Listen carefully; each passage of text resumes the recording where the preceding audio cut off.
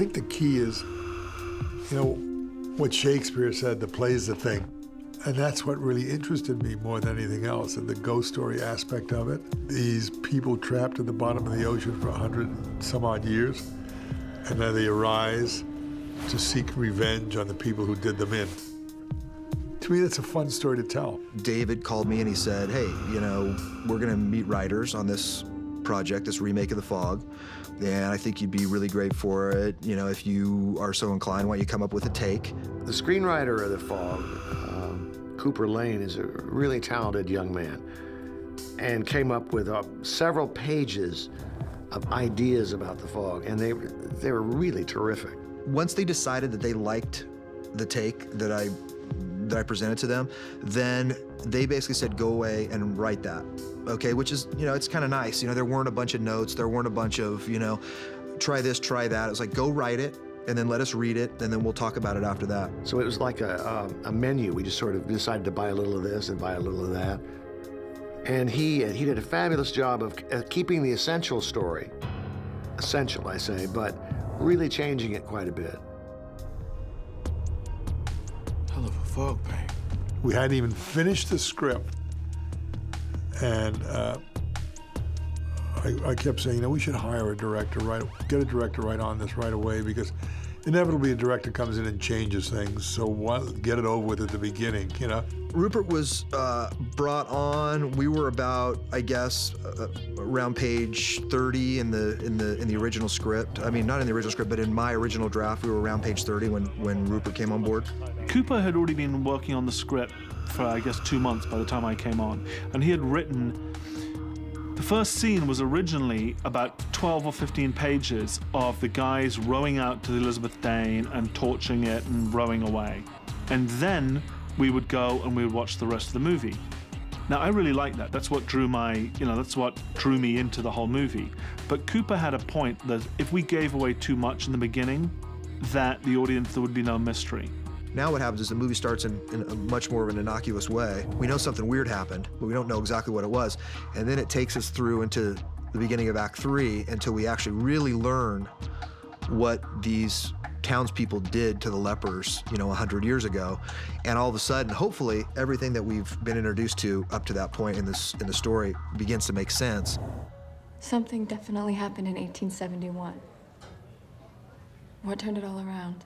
One of the things that I decided was that it wasn't enough just to have a horror story where ghosts come back for a gold cross. I mean, it's fun, but why do ghosts want a gold cross? What are they going to do with it? So I always felt there had to be something more that they were after. In the original movie, that Jamie Lee Curtis character just kind of shows up. She's a hitchhiker. She has no real destination. She's just on her way from point A to point B, and she happens along this town. In our movie, Elizabeth, which is the Maggie Grace character, she comes back because she's been haunted by these images that she's seen in a dream. And so, she's got a reason to be back as opposed to, a person who's just passing through. One of the main things that I wanted to do was explore the idea of Elizabeth going on this totally unique journey and basically being so that Blake was reaching out to find the love of his life. So in a sense, adding romance to it and adding this sort of blurring between the two worlds, it seems to me much more likely that ghosts will come back for a person that they're in love with, rather than a piece of gold. So the first thing I did was persuade Cooper not to write that in the first draft, because I knew that the first draft would have so many notes all over it that if we put it in the first draft that it would never survive.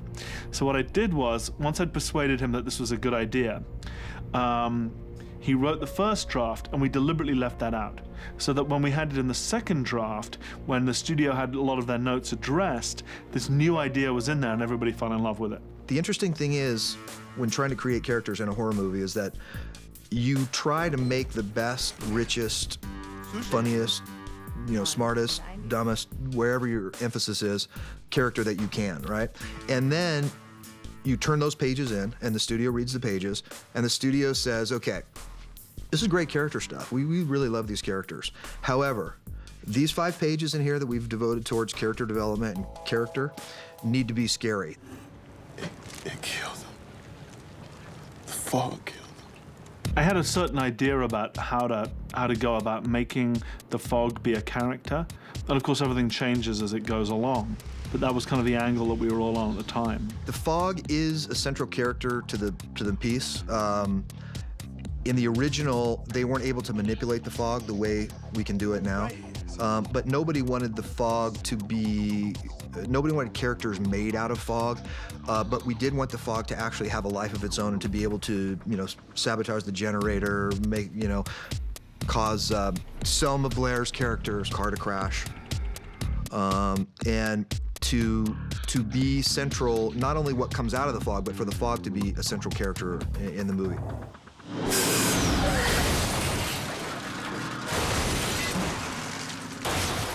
How do you basically, write to animate something that is inanimate, like fog? It was hard for me to write that. It's hard for me to write, I don't know what the fog looks like, but yet it's doing stuff, right? So I had to make a leap in my own mind of how I saw what the fog would do. So in my mind, the fog probably was a little more animate than in Rupert's mind, or maybe even in the studio's mind. So we started with the fog, really able to do a lot of things that regular fog wouldn't be able to do. And then we had to scale that back bit by bit by bit so that eventually what it does is believable, and there's rules, but what's within the fog, that's where the danger lies, is what's within the fog.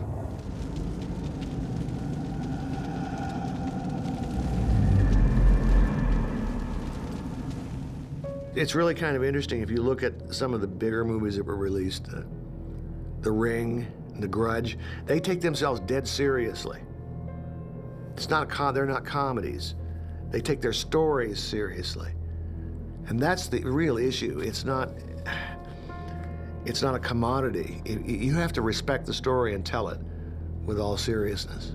The story that I wanted to tell was Elizabeth's story as she basically went through this incredible journey and reconnected with her dead husband. Once I realized that was my story, everything else had to fit in to support that story. You try to lay it foundation, and then you have to take little pieces of the foundation away and move them around, and hopefully what remains is still enough so that you feel like you know who the characters are and where they've come from and where they're going. Whether we do or not, it's up to the audience to decide.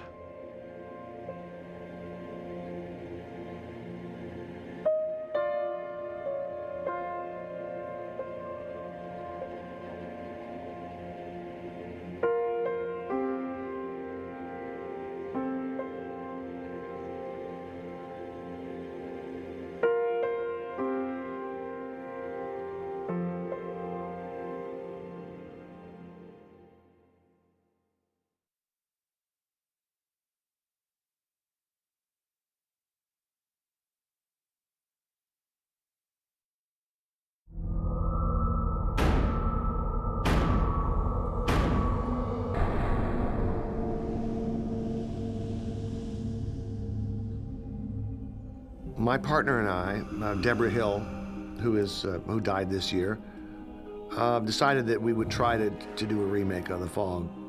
We tried to set it up, and we hooked up with David Foster, and we got a green light from Revolution, so here we are. One of my colleagues at my office, this is a young fella named Shane Riches, came into my office one day and said, "Why don't you talk to John Carpenter about remaking The Fog?" I called John and I said, "Let's have lunch and talk about it." So he said, I'll never forget his line. He said, "Yeah, go ahead, make me rich." In 48 hours, we had a deal. There is a history that I have with John. I produced The Thing for John. He's the most comfortable guy to work with. To me, he was the key.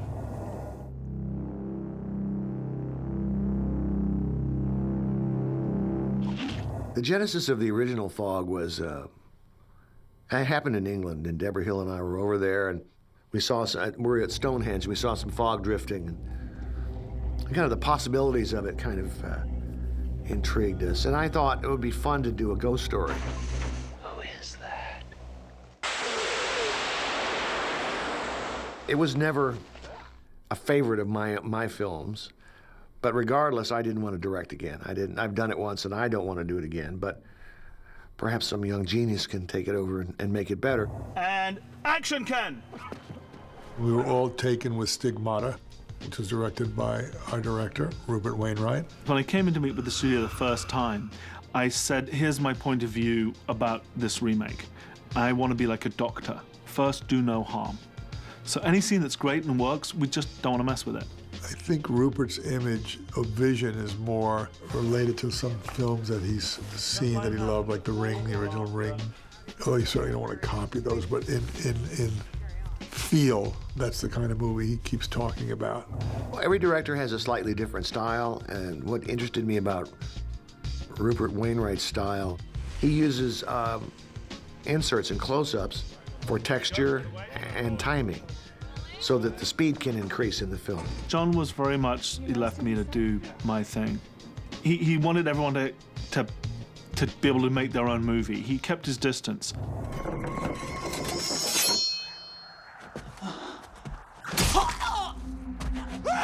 From a business point of view, horror films are young people's films. So we specifically went out and said, okay, let's get some popular, attractive, young actors and actresses in this film. And we really zeroed in on Tom Welling and Maggie Grace. I played Nick Castle. My character exists in the first Fog as well, a bit younger in this version.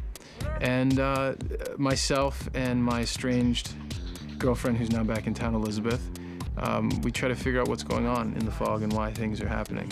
Tom was great. I mean, I've never seen somebody turn up, you know, so prepared and yet working so hard. I mean, the first 3 or 4 weeks of shooting, he was still doing, first 5 weeks, I think, he was still doing Smallville. So it was very tough for him. I mean, he would shoot like an entire night with us on Sunday night, and then Monday morning, just drive straight to work. One day, he finished Sunday at about 7 o'clock in the morning. It was a night shoot. 7 in the morning, showered, got dressed, and went to work on Smallville.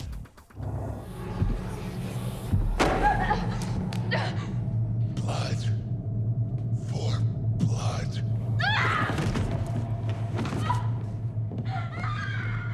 I play Elizabeth.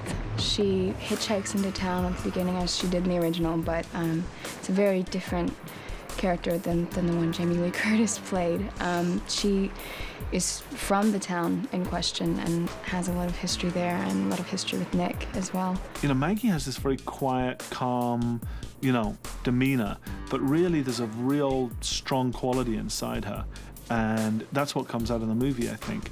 There's this real pent-up, tense, nervous energy, which I think is great for her character. It's nice to play a female character that is empowered and gets in on all the action and isn't being carried through the movie the whole time. She's definitely figuring things out the whole time and sometimes gets a little further ahead even. So that's been nice. Listen up. Got a low tide warning in the AM for you, and as I check my lighthouse gauges, it looks like the old barometer is on the rise. Selma is great because you've got a character who's all on her own in one room, and she's got to really make that character come alive. So to me, having her play that role was a real blessing because she has so much character and so much, you know, so much fun in her. She's a fantastic actress, obviously, but you know, you could be a fantastic actress and still be, the scenes could get a little dull, but because she's so fun and crazy, you know, it adds a lot to the role. I play a woman who works in the lighthouse. I have a small radio station there. I do the weather reports, and I'm the one that can kind of tell everyone where to go. You know, I can kind of navigate, you know, people to safety.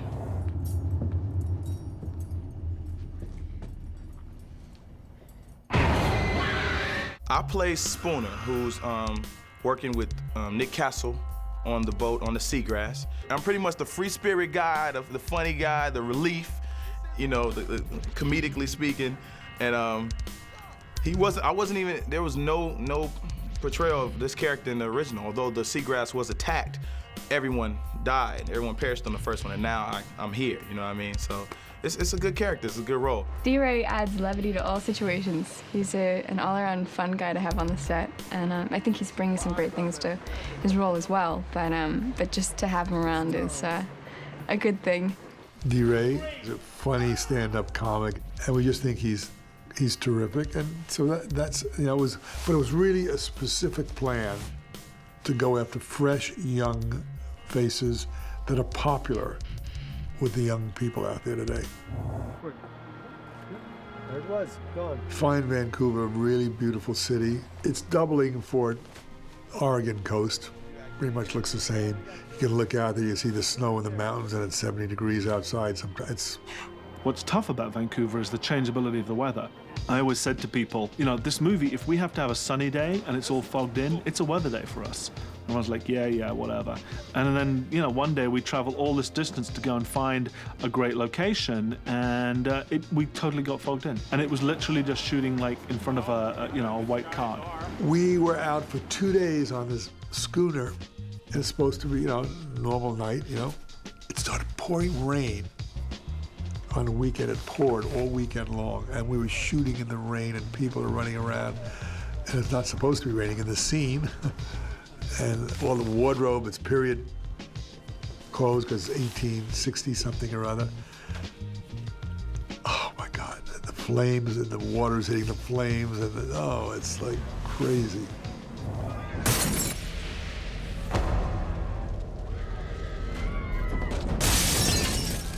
I've heard several reasons why horror films are being remade. One, I think, probably is the simplest explanation is a lot of kids have heard of these movies, but they've never really seen them.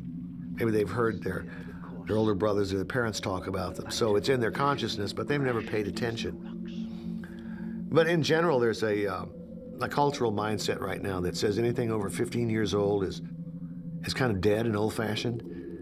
And so in order to make it viable again, we need to take it out and kind of give it a fresh coat of paint and try to revise the corpse. It is sort of a retelling in a totally different way. It's almost like a translation of a movie. Do you know what I mean? Obviously, it wouldn't exist without John's movie, which is great, but there's a whole other layer added to it now. And that couldn't have been added if there wasn't an amazing foundation to start with. But I hope people will be able to go, wow, it's like, I can like chicken and I can like beef, but I don't necessarily have to compare the two, you know what I mean?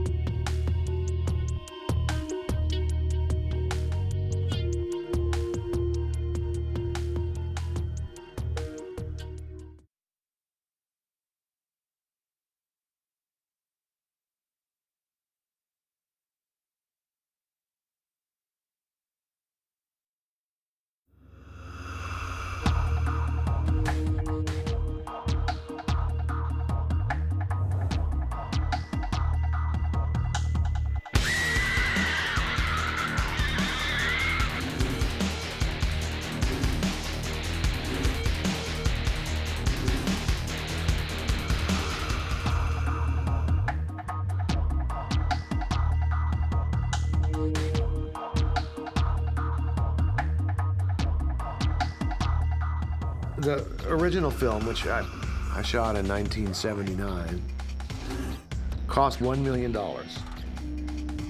I believe we had 2 big Valley fog machines and some small smokers. And this film has 27 or 28 times the budget. Well, we had about 40 fog machines or 30 fog machines. So we had this fellow named Bob Comer who had an army of people, and they created fog. I think the challenge for us on this particular movie was to try and achieve the atmospherics, meaning the fog, sufficiently enough for the director. There's a lot up in the air. It was a very complicated thing to do. We tried to get all the fog effects practically.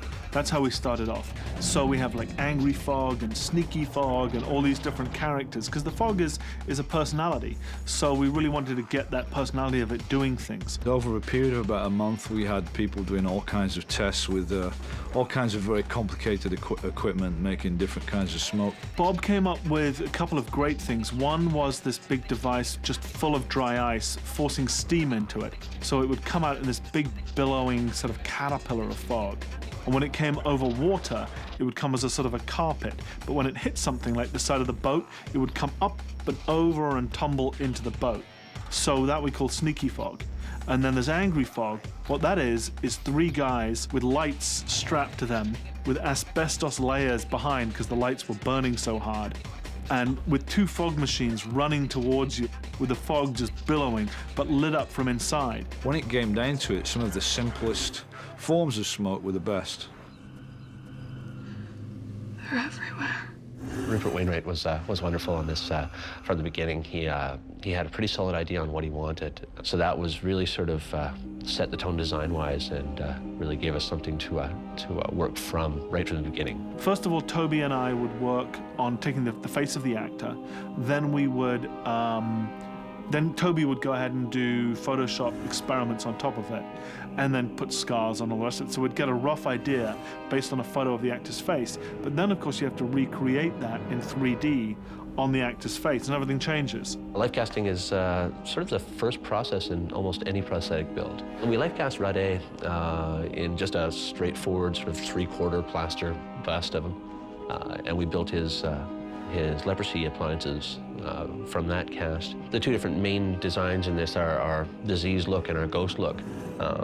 Had you know, a similar play where they had lesions that had kind of gone further with the rot into their ghost look. We took the appliances that were just, you know, sort of 1/8 inch thick for the most part, and we painted on the back of the appliances so that you actually had that tone reading through, which is something you can't do with foam latex. So that was a nice trick that really kind of plays the light well. The entire process for Rade was, we got down to about 3 hours, so it wasn't bad. I mean, earlier on, the first few times out, when we're still kind of developing the method of application and the paint scheme, we were looking more around 5 hours, so it was great. He was really happy when we got closer to 3. You take that and you put that onto an 18-hour shooting day plus an hour removal. It doesn't leave you much time to sleep. I think one of the most amazing pieces that Toby came up with is not just the leper makeup on Blake, but also on all the other lepers. Like when you see the hold of the ship and you see all of those faces, some of them were so freaky, we barely managed to shoot them, and we would cover them in shadow so you couldn't really see them terribly well. And then when they all come back, when they're in the graveyard, you see those faces again. It's really shocking. And so I think he did really a truly amazing job.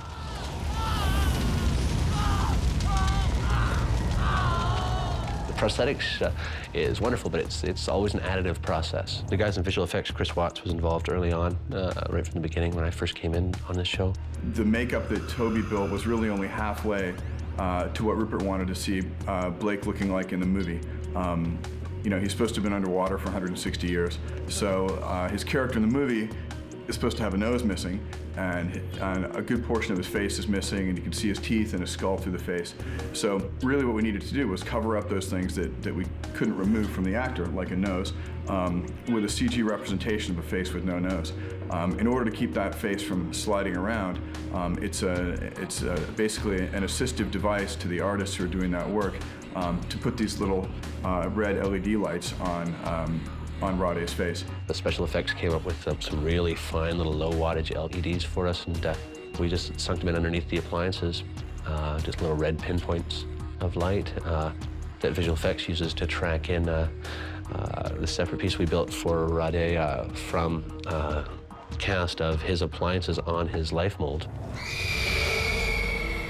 These days, as with any sort of you know, technique that's advanced over the years, you get a lot more opportunities to to try out different things. So if if the director is looking for a particular effect and hasn't been able to quite get it the first try, computers basically make it a lot faster for you to be able to try many, many different things. Basically, there's 2 shots in the movie of an underwater ghost, and what they did is they actually had an actress who was underwater with lights on them, and basically comes up to Stevie's car after her car flips off the cliff after being hit by a truck. And what we did in that was we playing the footage backwards, having her kind of slide in so the hair moves, very strangely. We tracked in skulls on top of her face, and then also rendered out what we called caustic passes, which is basically, a caustic is what you see at the bottom of a swimming pool. When the sunlight's shining through, it's kind of that weird rippling pattern. And we basically were projecting that on her face, and then doing tricks where we would grab different parts of her and then sliding it in time. So different parts of her would be moving at different speeds, and it was like this really just kind of bizarre looking, frightening scene that, like in the middle of this dark black ocean where she's fallen into, this like white ghost kind of pops out at her for a good scare.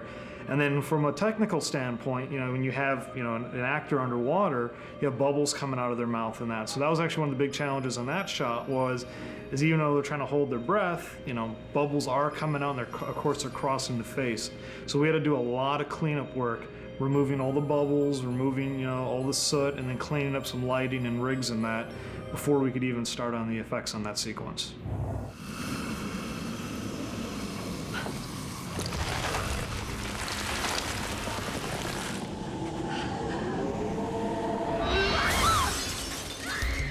In the scene where Kathy, who's played by Sarah Botsford, gets pulled out the window, that shot had some interesting challenges as well. Basically, we had Kathy shot in camera. There was real fog on the set there that was kind of swirling around her legs. Another plate was shot, which was a stunt woman who's in a rig, and she gets pulled out through the window and crashes the glass in that, and she's on a wire. So the first challenge was just blending those two. In situations where we have 2 plates such as this, we have to seamlessly blend the one actress into the stunt woman. And we do certain amounts of patchwork. We're trying to make sure that the set, the windows, and angle lines up perfectly. And then we actually use this sort of technique that was common in the 90s, the morphing phenomena that everyone's familiar with, where to actually blend the one plate of the actress into the stunt woman. And then once we get that done, which that itself is a lot of work, we then had to create multiple layers of digital fog. There was an ambient sort of creepy fog layer that was added to the in-camera stuff. And then in that particular shot, to motivate her getting pushed out the window, we have a separate sort of thrust of fog that comes in. And it's a little bit higher and just comes up out of the ground fog, and it's kind of scary.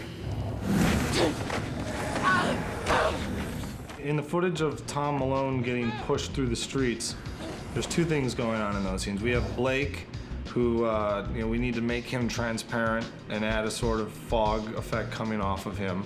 And then the second thing was Tom Malone has basically the actor's wearing a rig, this sort of circular harness rig that they've had that allowed him to be pulled along and allowed him to kind of spin in multiple axes. We wanted him to look like he was being sort of driven by a force field. And so what we did was we put like a trapeze artist's rotator gag around his waist. And this was mainly done by the stuntman, to be honest. And then put 2 ropes on the side of that and pulled him real hard so he could kind of spin and flip and rotate as he went, but he was being pulled. And then we have Rade walk exactly the right distance right behind him, so it looks like he's pushing him along. That scene was all about rig removal and getting rid of the big stunt rig and the 2 guys on either side and the wires that held them up.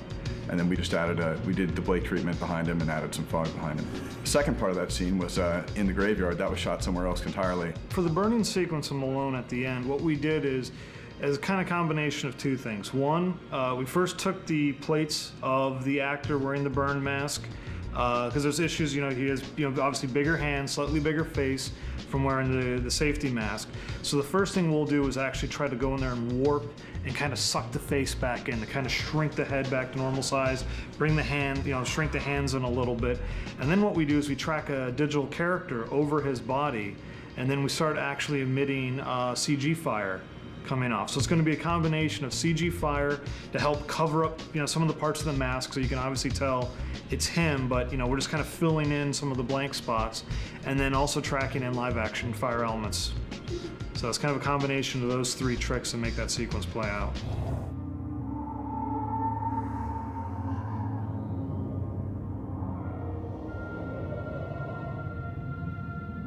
The end scene of the movie is a challenge because not only do we have the Elizabeth character interacting with a ghost Blake, and the characters are all transforming several times during the course of one shot. That was shot on the last night of shooting, and it was a fairly complicated shot, probably the most complicated shot of the movie. Essentially, what we needed to do for that shot was we needed to get Elizabeth and Blake doing the motions of kissing in 4 different costumes and rotating in exactly the same way each time. And then also we needed to get them kissing each other without the other person, because they're transparent. When Blake's head passes in front of Elizabeth's head, you need to see Elizabeth's face through the back of Blake's head. So if you actually have them both on set, obviously the back of Blake's head, since he's not really transparent, will be obscuring Elizabeth's face. So really what you need to do is you need to get Elizabeth mocking a fake kiss without anybody there. Both the Elizabeth character and the Blake character are going through several transformations. So we have Elizabeth going from herself to a ghost version of herself from the past. We have there's a certain amount of leprosy effects that are actually transitioning in and out during the shot as the camera's spinning around them in 360. We also have background players that were minions that were on the Elizabeth Dane boat. They're going through transformation, and by the end of the shot, Elizabeth has completely transformed. So it's a long, continuous shot. You don't have any cuts or editing to help you hide what's going on. So there's many, many layers at play there. And one of the cool things about the shot is at certain parts of the shot, the different actors are transparent, and you actually see the other characters passing through behind them. One of the things that really makes this movie different than the original is that, just the sense of scope and scale to some of the shots that we were able to do just because of new technology and, things that they couldn't have ever done in the original. Filmmakers back then, we didn't have at our disposal what filmmakers now have, which is a lot of technical tricks to enhance and even make it more frightening.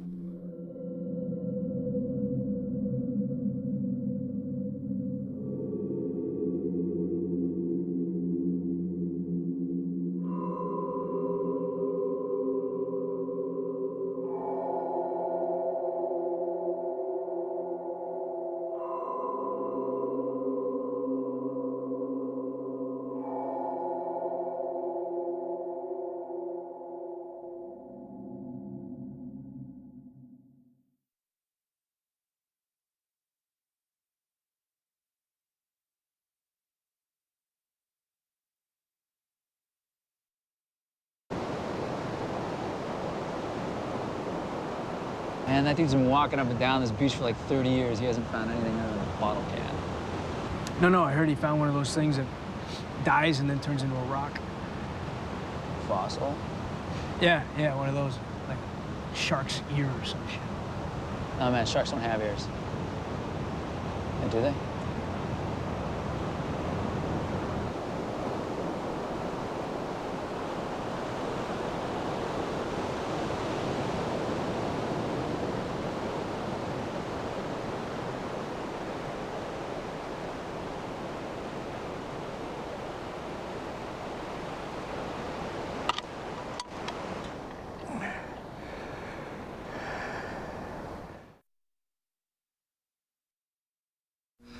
So it looks like Dan the weatherman might just be right for a change.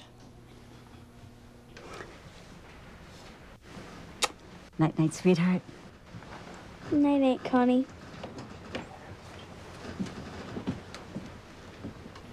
He's calling for sunny and clear all through the weekend, just in time to jack up the prices on all those geeky tourists. So go on, get outside, and if you don't have a date, you can always bring me along for company.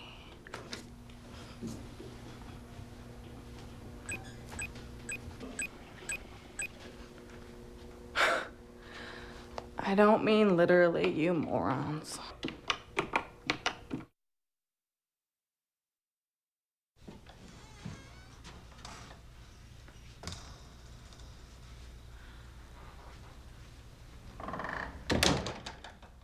Hello? Who's there? It's me. Well, this is a surprise. A good one? Don't see any suitcases. I guess that means you're not moving back. I thought you'd be happy I came back at all.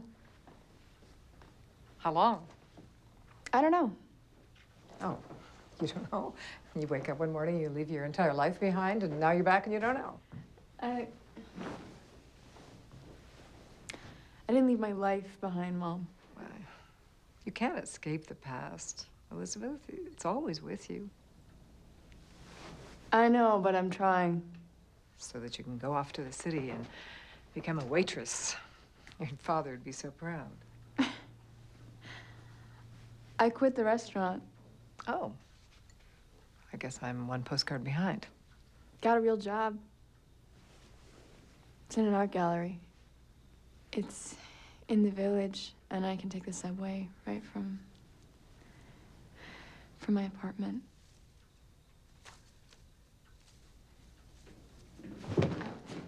Where are you going? Where are you going? You know what? You don't care that I left. All you're really worried about is what people around here think. Why did you even bother to come home? I didn't come home. I came here.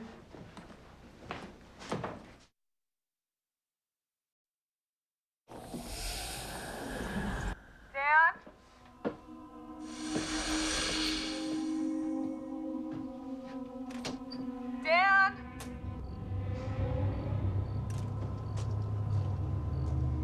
Is this some kind of joke?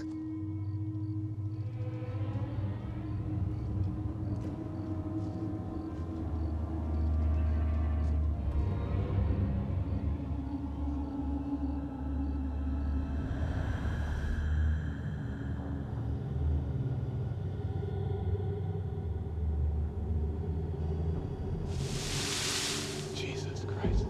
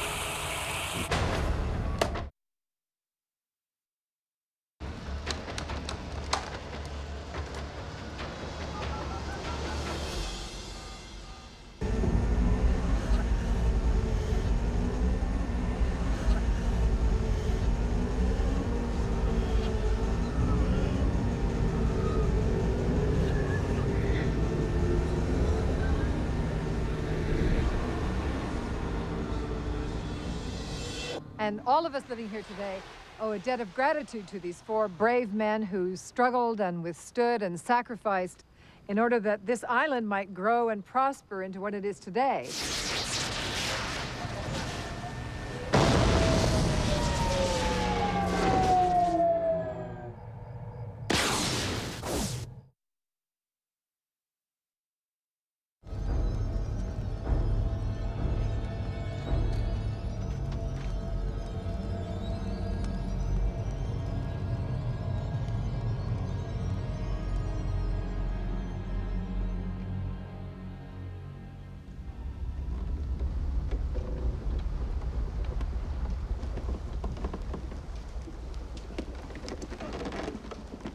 There's no sign of her. She didn't come. Aye. Oh, what's that?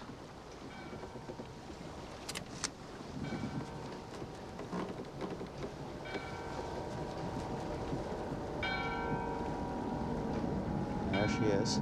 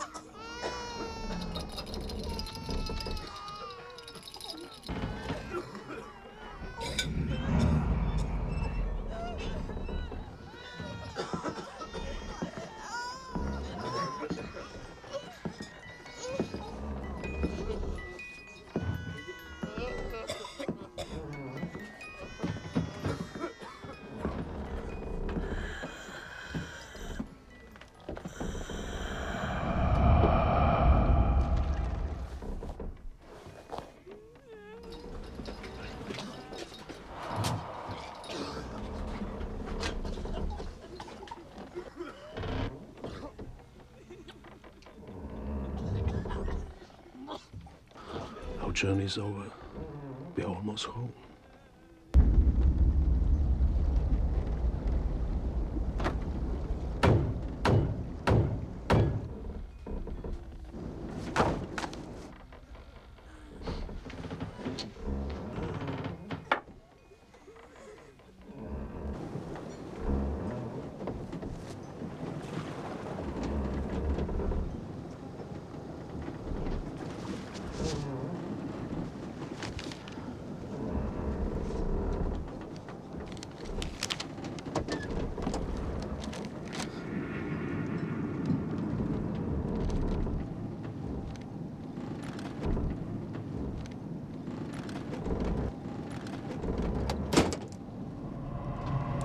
Where's the rest?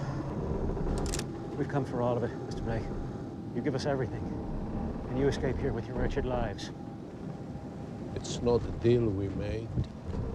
Well, that matters little now, Mr. Blake.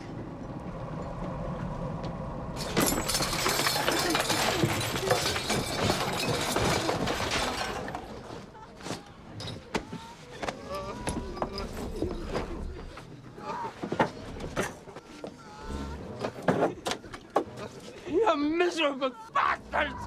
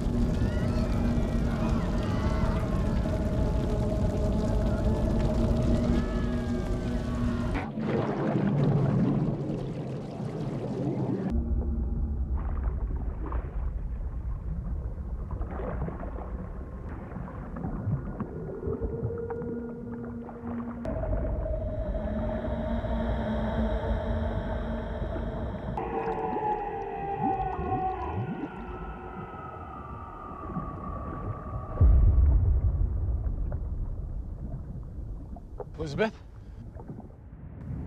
Elizabeth.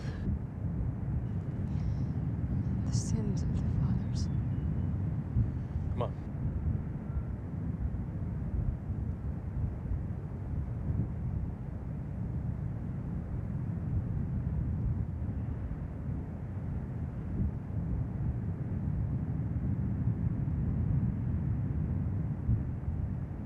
Mom! Elizabeth, are you okay?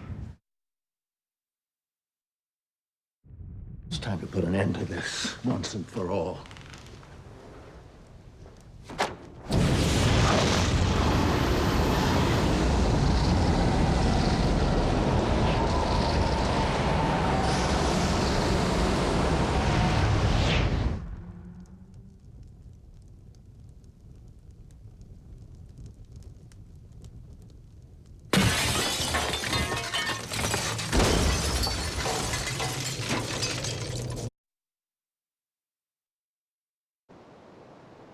So this scene sets up Machen, but more importantly, it sets up Sean, who obviously we're going to meet later on the boat. No, I heard he found one of those things that dies and then turns into a rock. It's also a joke, Yeah, one of those, like, shark's ears. which is quite a funny joke, but for some reason it just didn't seem very plausible. Do they? And then also the idea was that Machen would be looking around and would see shapes coming through the mist. They were a little bit like the four guys who had originally done the deed, but in fact weren't, were just obviously ordinary guys. So you'd start to get this sense that there was sort of the past and the present was bleeding through from one to the other the whole time.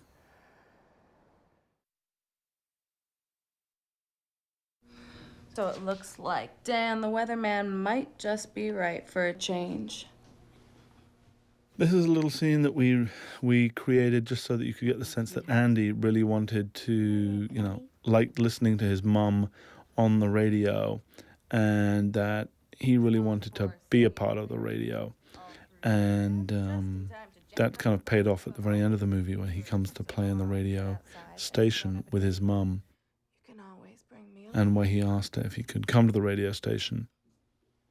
But again, it kind of slowed down the beginning of the movie. I don't mean literally, you morons.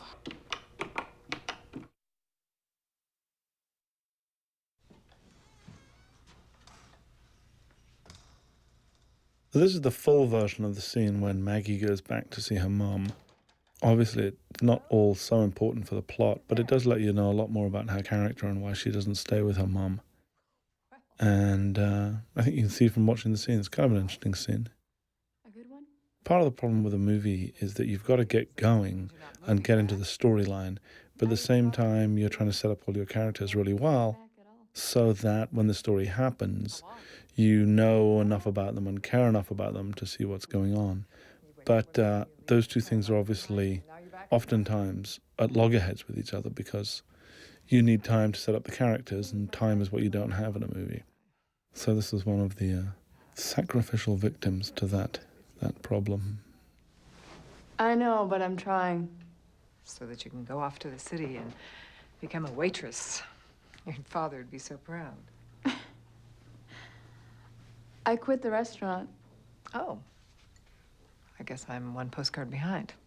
Got a real job. It's in an art gallery. It's in the village, and I can take the subway right from my apartment.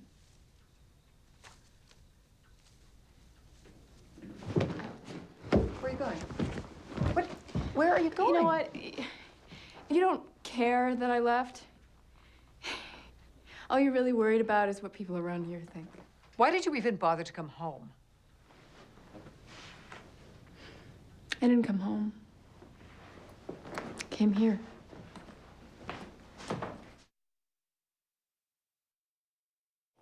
So this is another version of Dan's death, and as he walks out, he's looking around, can't really see anything that's going on. There doesn't seem to be anybody there.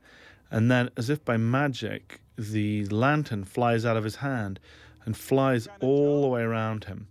It goes round and round and round him, and then goes higher up in the air, and then crashes down by his feet, leaving him completely bewildered, not knowing what's going on. This was a version that, for some reason, the script was never exactly written like this, but the storyboards and the prep was all done by this, so it became a bit of a sacrificial lamb because the studio didn't want it cut in because they were uncomfortable about the way it was shot. Anyway, it's a fun way of doing this scene.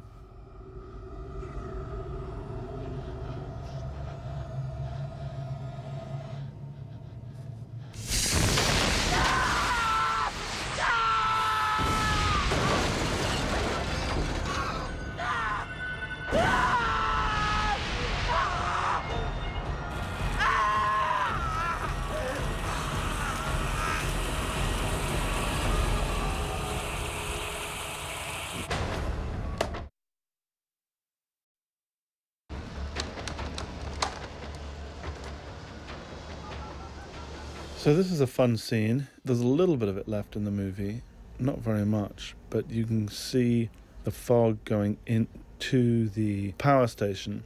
This is a very early version of the CGI fog we were using, so this is not to be seen as a finished version. You can see it's just very flat right now. But the idea was you'd see the fog actually going inside and disabling the electronic equipment inside. Right now we just see it going around the telegraph poles. So you'd see the fog actually going in and blowing up stuff. Put that one away too, as things do.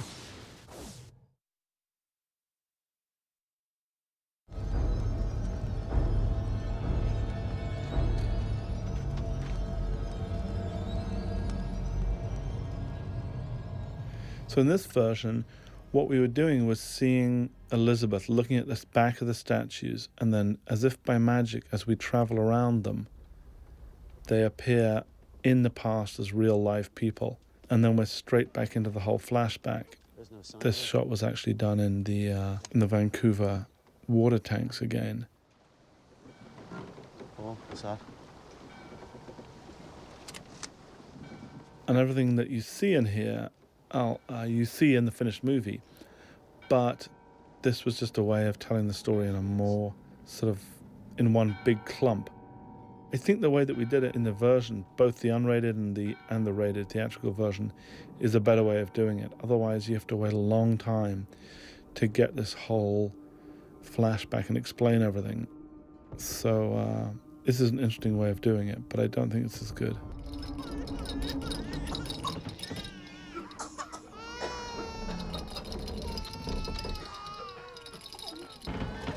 You will see certain things for a longer period of time here. Like you can see the chandelier in the background, the one that gets washed up on the beach. Just now you saw the scales, the weighing scales. You get to see the music box more clearly here. The leper face. So you get to sort of see and understand better all of the things that go on there.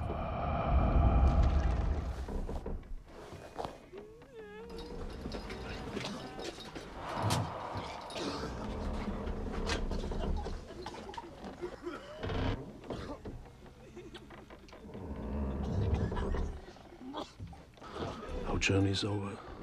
We're almost home.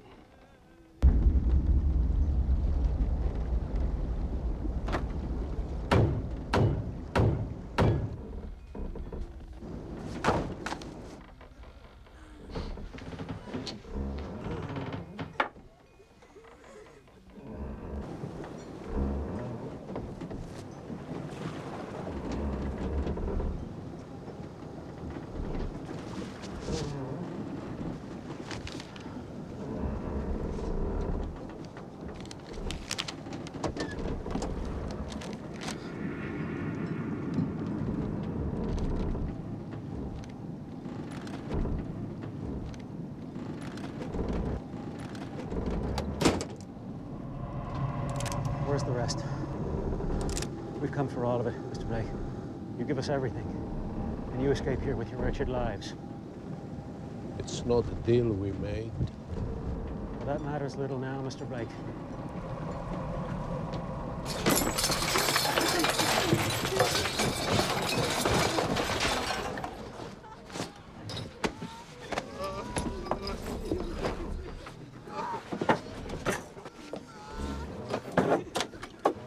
You miserable bastards!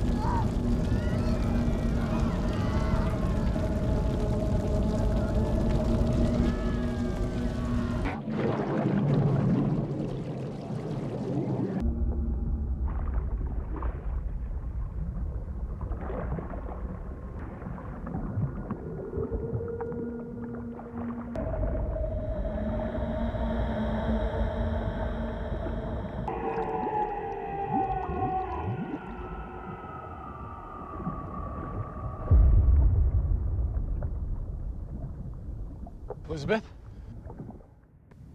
Elizabeth. The sins of the fathers. Come on.